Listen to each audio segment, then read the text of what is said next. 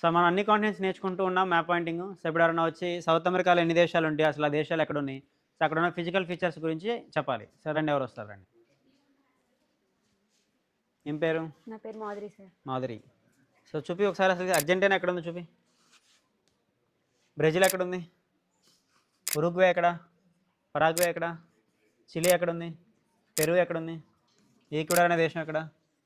Venezuela ఎక్కడ? Venezuela. Colombia ఎక్కడ? Bolivia ఎక్కడుంది? ఇక్కడ సౌత్ అమెరికాలోనే ప్రపంచంలో అత్యంత ఎత్తులో ఉండే సరస్సు ఉందా? సరస్సు పేరేంటి? టిటికాకా సార్. టిటికాకా సరస్సు ఏ దేశాల మధ్యలో ఉంటుంది? Peru, Bolivia. చూపి ఎక్కడుందో. Peru, Bolivia. సో ఇక్కడ ఈక్వెడార్ భూమధ్యరేఖ. భూమధ్యరేఖ ఎన్ని దేశాలు గుండా వెళ్తుంది? 3 దేశాల మధ్య. 3 దేశాలు ఏంటి చూపి.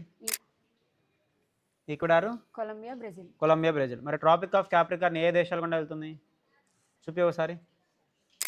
Chile, Argentina, Peru, Paraguay, Paraguay, Brazil. 4 దేశాలు. ఏంటి దేశాలు ఏంటి? ఇదేంటిది? Chile, Argentina, Argentina, Paraguay, Brazil. Brazil. Atacama desert ఎక్కడుంది? Atacama dessert.